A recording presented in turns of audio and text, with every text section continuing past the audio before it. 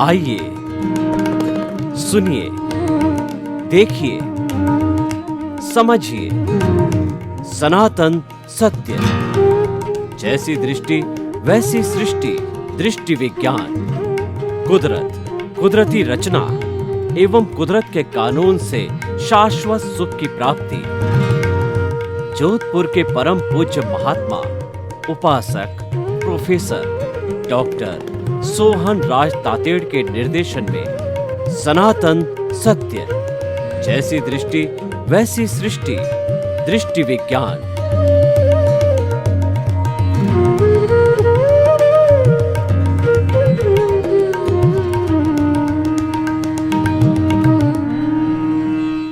भाई और बहनों, मातृशक्ति को नमन।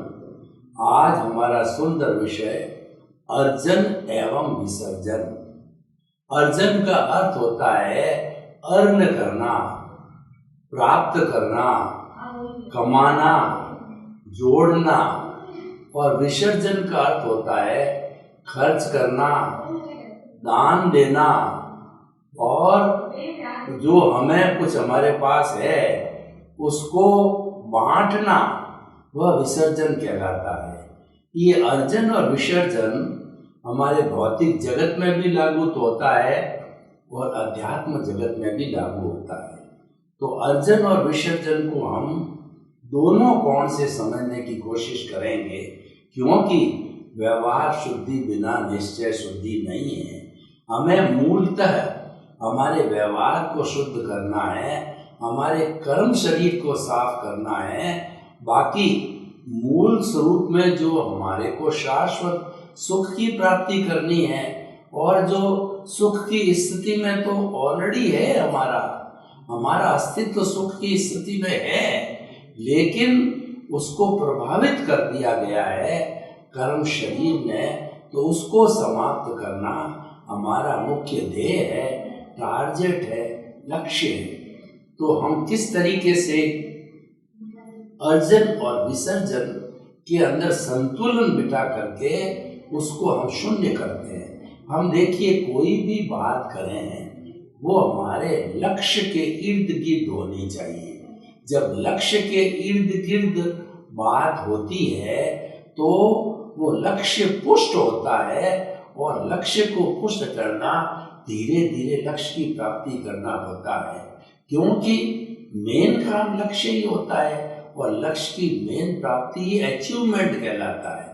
तो हमारे जीवन का अचीवमेंट है कर्म शरीर की धुलाई करना, कर्म शरीर को डाउन करना, कर्म शरीर को तपाना और कर्मों को खपाना, जिसको भगवान ने धर्म का रूप दिया है, जिसको निर्जरा कहते हैं। Dissociation of the karma is called the nirjara. और दूसरा भगवान ने धर्म बताया, जो साधना का धर्म है वह संवर है। संवर का अर्थ होता है प्राणी मात्र को दुख न देना, और जीवन में संतुलन बनाए रखना, और हमारे जो बुराइयां हैं उसको त्यागना, आश्रम को त्यागना, आश्रम को बंद करना संवर कहलाता है। संवर एक साधना है, संवर एक तपस्या है। जितने जितने हम तप करते हैं वो सारा संवर के अधीन आता है, और उसकी निष्पत्ति सबकी, जो भी हम संवर की तप की कार्रवाई करें उन सब की निष्पत्ति होती है निर्जरा, यानी कर्म शरीर को तपाना। इस शरीर को जितना हम कष्ट सहिष्णुता देकर के और इसको तपाते हैं, कसते हैं, संयम करते हैं, तो वो सारा तप कर्म शरीर पर पहुंचता है। और कोई भी साधक को ये लक्ष्य रखना चाहिए कि मेरे कर्म शरीर तक तप पहुंचा या नहीं पहुंचा, क्योंकि आपने अग्नि लगा दी और भगोला तो खूब तप रहा है, लेकिन अगर वह तप जो उसके भीतर जो दूध है या पानी है, जो हमारा उसको गर्म करना उद्देश्य है, वो गर्म नहीं हो रहा है, तो फिर हम उद्देश्यहीन हो गए, हम व्यर्थ में वेस्टेज ऑफ टाइम हो गया। तो अब देखिए कि हम आते हैं अर्जन और विसर्जन को व्यवहार जगत में देखते हैं। व्यवहार जगत के अंदर जो कोई भी गृहस्थी होता है, अगर उसके पास में कौड़ी यानी धन नहीं है तो वो कौड़ी का भी नहीं, यूजलेस है। और कोई भी सन्यासी है, अगर उसके पास कौड़ी यानी धन यानी कंचन कामिनी तो है तो वो कौड़ी का भी नहीं, यूजलेस है। गृहस्थी के पास धन होना जरूरी है, सन्यासी के पास में सिर्फ साधना का बल होना चाहिए, उसके पास धन नहीं होना चाहिए। क्योंकि धन है हमारा साधन है और ये आसक्ति को बढ़ाता है। तो इसीलिए धन के सदुपयोग पर हमको बहुत ज़्यादा अच्छी तरह से ध्यान देना चाहिए। तो अर्जन करो व्यवहार जगत के अंदर। और आजकल जो है सारा जितना भी गृहस्थी का कार्य होता है वो पैसे के माध्यम से होता है। तो अगर मैं कहूँ कि इस व्यवहार जगत के संसार का भगवान पैसा है तो कुछ हद तक मैं सही भी हूँ, क्योंकि पैसा कुछ है परंतु वह सब कुछ नहीं है। जब ये अर्थ के रूप में रहे और उसका सदुपयोग होता रहे तो अर्थ बहुत अच्छी चीज़ है। अर्थ साधन है, इसका उपयोग करना ही पड़ेगा, करते हैं और करना चाहिए। लेकिन जब अर्थ अनर्थ बन जाए तब वह कष्टकारी होता है। आप कितनी भी तरक्की करो, आप कुछ भी कमाओ, कुछ भी बड़े बनो, लेकिन उसकी वजह से किसी का अहित नहीं होना चाहिए। किसी का अहित होता है तो वह आपका कार्य उचित नहीं है।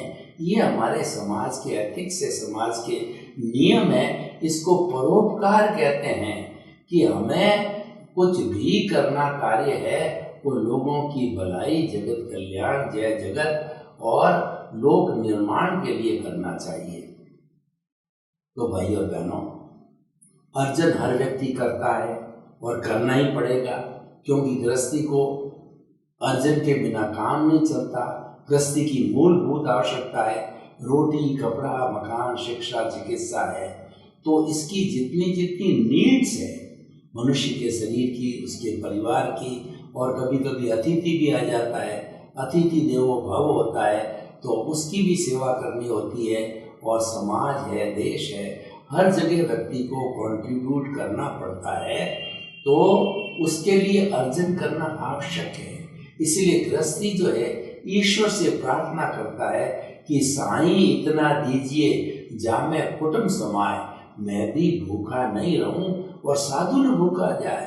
हे प्रभु, मुझे इतना अवश्य देना कि मैं भी भूखा नहीं रहूं, मेरा परिवार भी भूखा नहीं रहे, और जो साधु सन्यासी कोई अतिथि आ जावे उसकी भी मैं जो है सेवा शुश्रूषा कर सकूं, उसके लिए मुझे इतना जो है धन रूपी साधन देना उचित भी है, करना ही पड़ता है। तो क्योंकि हमारी मूलभूत आवश्यकता है, तो ये अर्जन तो हमको करना चाहिए।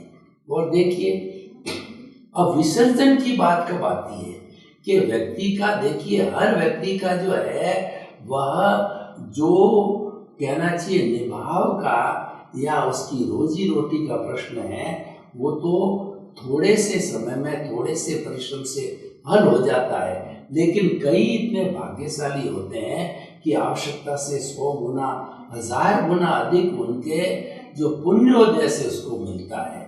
जब हमको आवश्यकता से अधिक मिलने लग जाता, अर्जन होने लग जाता है, तब विसर्जन की बात आती है। विसर्जन का अर्थ ये हो गया कि वस्तु परिग्रह नहीं है, वस्तु के प्रति जो आसक्ति वो परिग्रह है। अब आपके पास में करोड़ों अरबों की संपत्ति है और आपका काम तो थोड़ी सी संपत्ति से चल रहा है, तो शेष संपत्ति का क्या करें? देखिए कि जो पुण्योदय से हमको धन मिलता है, इस धन की 3 गतियां हमारे शास्त्रों में बताई गई है। पहली गति तो ये है कि दोनों हाथों से, खुले हाथों से जो है उस धन को बांटिए, ये तो पहली गति हो गई। और दूसरी गति ये है कि आप जो है, आपके पारिवारिक जन है, आपके संबंधी है और आपके रिलेटिव्स है, उसके बीच में बांटिए। पहला तो ये था कि आप दान पुण्य कीजिए, दूसरा परिवार के सदस्यों के बीच में बांटिए। आप दोनों ही केस में नहीं करते हैं तो एक समय आता है कि वो संपत्ति का विनाश हो जाता है। इसलिए प्राय देखा गया है कि तीसरी पीढ़ी होती है, उसके अंदर वो व्यक्ति की जो धनाढ्यपन है उसका जो है वो कहना चाहिए कि जो पैसे की स्थिति है वो कमज़ोर पड़ जाती है, यानी तीसरी पीढ़ी कमज़ोर पड़ जाती है, ये ऐसा बताया जाता है। तो भाई और बहनों, विसर्जन के साथ में विसर्जन करना ये प्रकृति का नियम है। आपकी मूलभूत आवश्यकताएं पूरी हो गई, बड़े आराम से पूरी हो गई, तो आप विसर्जन के फॉर्मूले पे आइए। विसर्जन का अर्थ होता है कि जो आपके पास में साधन है वो अपने जो बेचारे ऐसे लोग हैं, मूक, बधिर, लूले, लंगड़े, अपाहिज, अनाथ, विधवा और जो साधन संपन्न नहीं है और जिसके साधनों की कमी है, अभावग्रस्त है, उन लोगों की आप सेवा कीजिए। उन लोगों के बीच के अंदर आपके जो है वो अर्जन का विसर्जन कीजिए। यह जो अर्जन के साथ में विसर्जन है वो 3 तरह का होता है।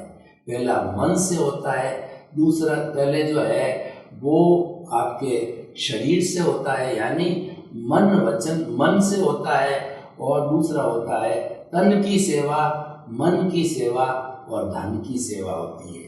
कई लोगों के पास के अंदर धन नहीं होता है लेकिन वो स्वस्थ है, तो वो अपना 2, 4, 5 घंटा प्रतिदिन ऐसी संस्था में जाकर के समय दे जो उसको दिलचस्प हो, जिसमें उसकी रुचि हो, तो ये धन की सेवा हो गई। और जो कुबेरपति है, जिनके पास में समय नहीं है, वो धन की सेवा यानी जो है वो धर्मशालाएं बनावे, स्कूल बनावे, कॉलेज बनावे और जो है वो रैन बसेरे बनावे, और जितने अभावग्रस्त लोग हैं उनकी किसी न किसी दृष्टि से मदद करें, तो वो सारा धन की सेवा होती है। वो विसर्जन से जुड़ा हुआ है। विसर्जन है वह एक अनाशक्ति है, अनाशक्ति को विसर्जन कहते हैं। और जहाँ पर अनाशक्ति होती है वहाँ कर्मों का बंधन नहीं होता है, और कर्मों का बंधन करने वाली है वह आसक्ति है, कर्ता भाव है। यानी आसक्ति कब होती है? जब हम कोई चीज़ के ऑनर बनते हैं, कोई चीज़ के कर्ता बनते हैं, तो आसक्ति होती है और हम ऑनरशिप छोड़ देते हैं। ये शरीर मेरा नहीं है, ऑनरशिप छोड़ दी। ये मकान मेरा नहीं है, ये दुकान मेरी नहीं है, होते हुए भी आपने ऑनरशिप छोड़ दी कि मैं तो इसका ट्रस्टी हूँ, मैं तो इसका कस्टेडियन हूँ, मैं इसका ऑनर नहीं हूँ। तो उस केस के अंदर जब आप कस्टेडियन बन जाते हैं, ऑनरशिप छोड़ देते हैं, तो आपके कर्मों का बंधन नहीं होता है। तो ये सारा जो है विसर्जन वहाँ से प्रारंभ होता है जब आप ऑनरशिप छोड़ते हैं। तो जीवन के अंदर एक लक्ष्य बनाइए कि मैं किसी चीज़ का ऑनर नहीं हूँ।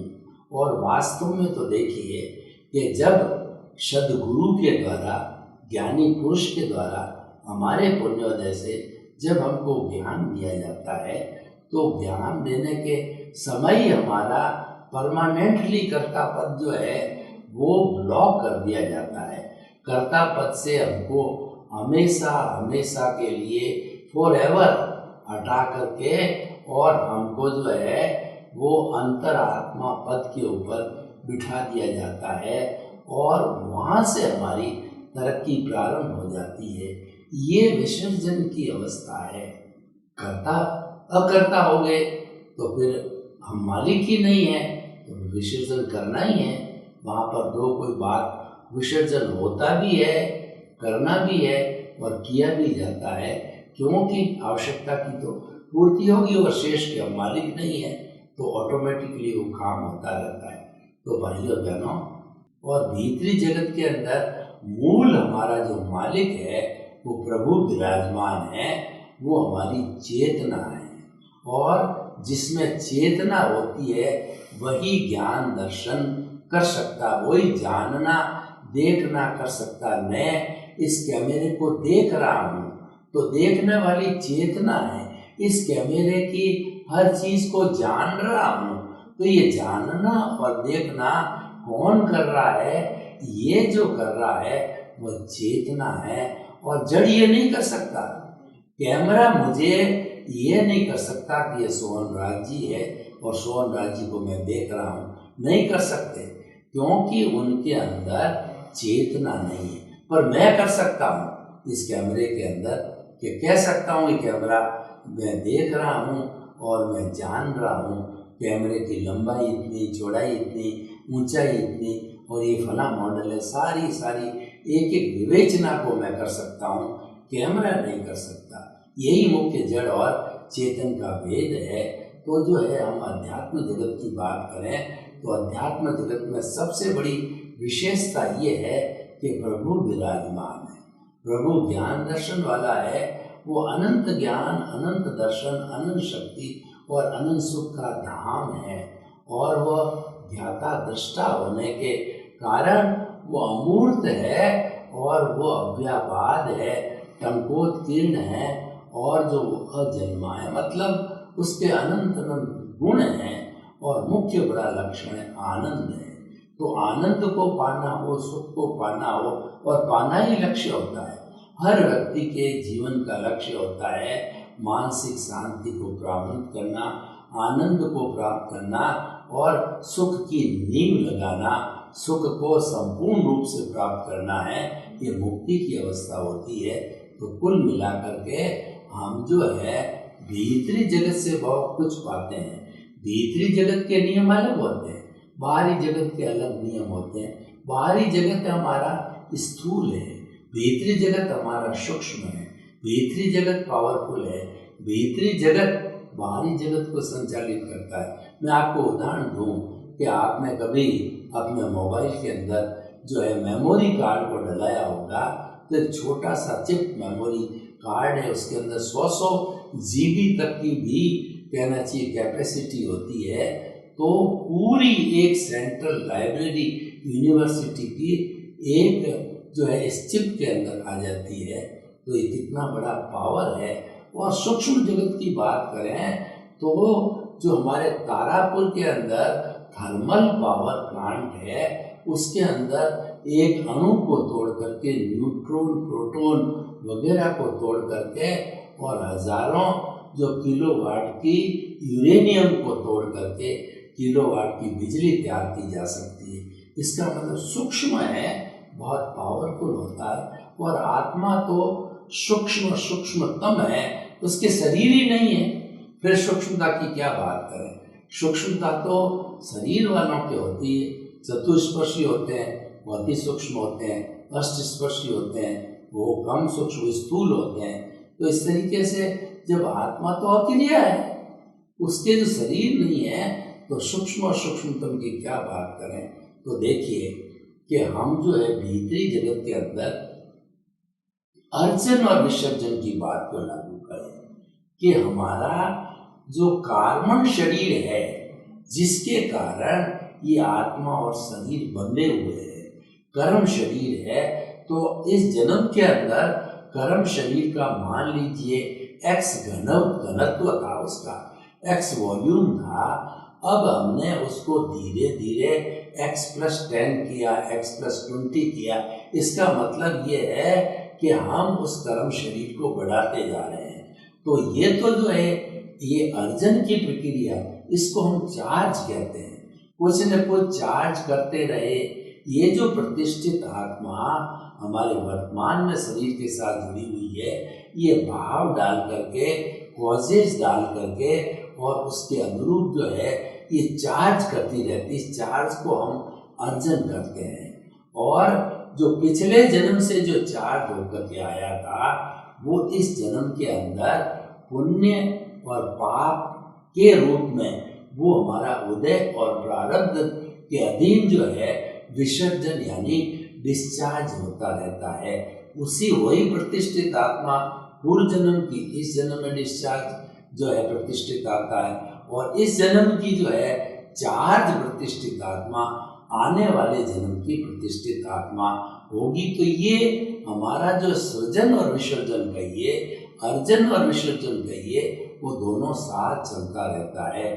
तो हमको तो करना क्या है, हमको विसर्जन ज्यादा करना है, अर्जन कम करना है। यानी हमारे जो कर्म को खपाना ज्यादा है, बढ़ाना नहीं है।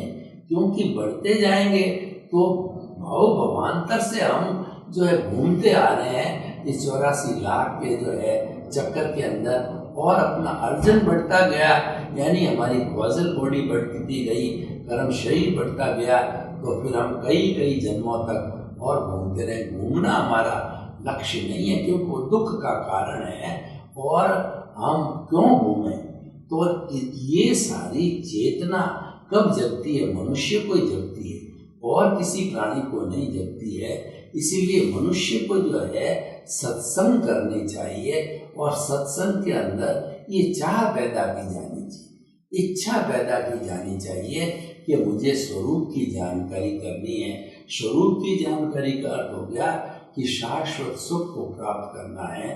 तो उसको प्राप्त करने के लिए पूरी विधि है हमारे पास के अंदर। उसमें से जो हम बात कर रहे हैं सर्जन और विसर्जन की, तो विसर्जन की विधि है, यानी हम कर्म शरीर को खपाते रहें। उस पर भगवान ने जो है संवर और निर्जरा की बात कही, तप की बात कही, तप के 12 भेद बताए, 6 भेद बाह्य है, 6 भेद भीतरी है। उस रास्ते पर चल करके व्यक्ति जो है वो अपनी आत्मशुद्धि कर सकता है, कर्मों को खपा सकता है, आत्मा को निर्मल कर सकता है।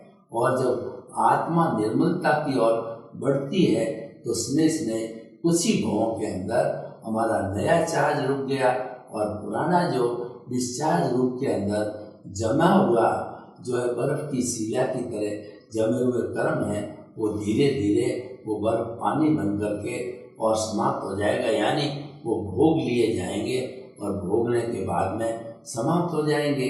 तो फिर नए कवच पड़े नहीं, तो फिर आत्मा शुद्ध बुद्ध और मुक्त बन जाएंगे। तो भाई और बहनों, ये भीतरी जगत का सर्जन और विसर्जन है।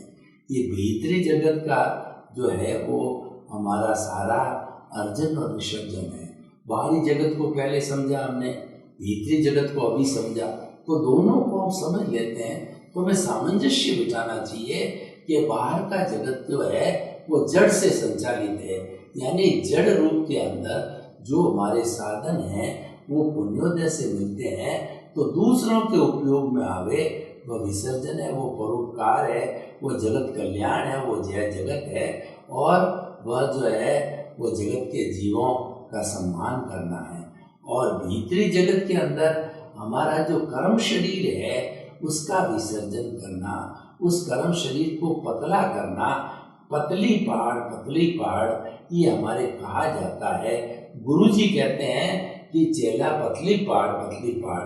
तो पतली क्या पाड़नी है, कर्म शरीर को, कषाय को पतला करना है। और ये हमारी चेतना और कर्म शरीर हर क्षण जो है साथ में रहते हैं। तो जब हम वेद विज्ञान करते हैं, हम जो है दृष्टि विज्ञान करते हैं, ज्ञाता दृष्टा बनते हैं, तो हमारा जो है ये पतली पहाड़ का फॉर्मूला चालू हो जाता है। हमारा विसर्जन फास्ट स्पीड से होता है, और अर्जन जो है कम होता है, कम होने के साथ साथ बिल्कुल जो है समाप्त भी हो जाता है। तो भाई और बहनों, दोनों जगत की हम बात करें तो हम एक ही बात कहना चाहेंगे कि अर्जन के साथ विसर्जन संतुलन है। ये हमारी प्रकृति का संतुलन है।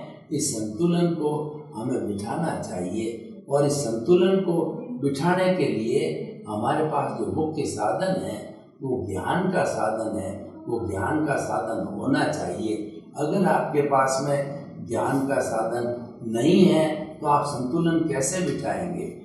ज्ञान होना सबसे बड़ा जरूरी है।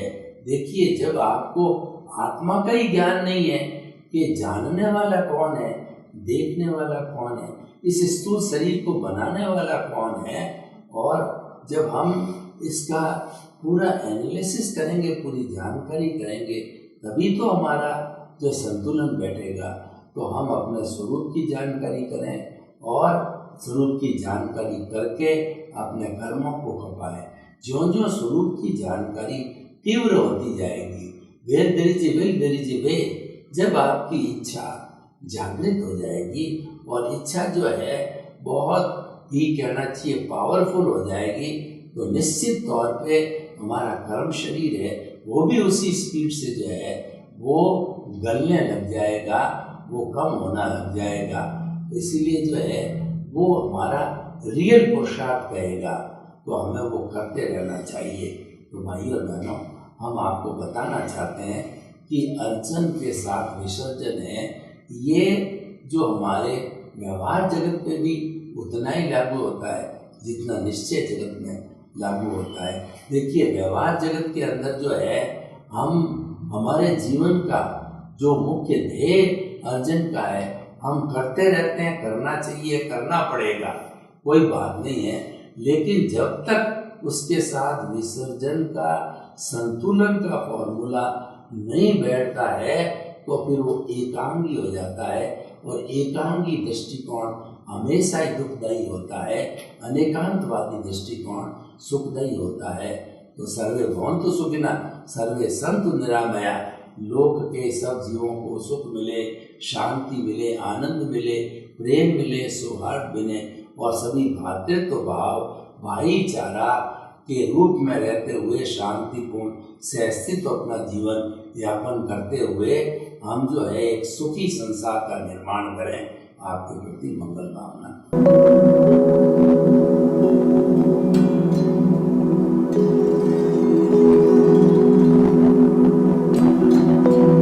एक ऐसा अंतर्राष्ट्रीय ख्याति प्राप्त मानव जो गुरु प्रेरणा से पिछले 20 वर्षों से वानप्रस्थ जीवन जीते हुए 24 घंटे मानवता की सेवा में संलग्न है।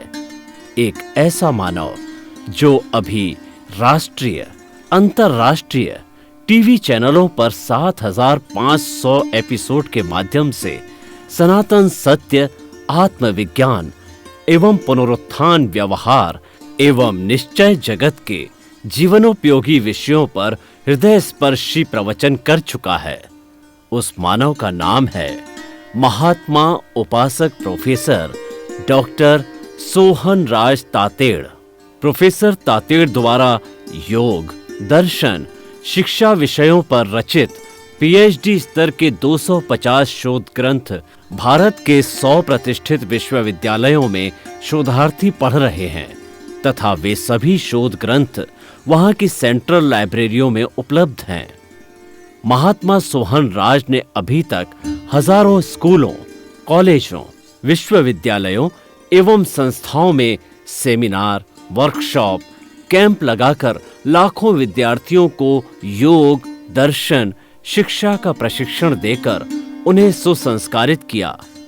डॉक्टर तातेड़ ने भारतीय संस्कृति उत्थान के 4000 से अधिक समसामयिक विषयों पर आर्टिकल लिखकर ऑनलाइन जर्नल, पत्रिकाओं, वेबसाइट्स पर प्रकाशित किया, जिसका उपयोग लाखों पाठक कर रहे हैं।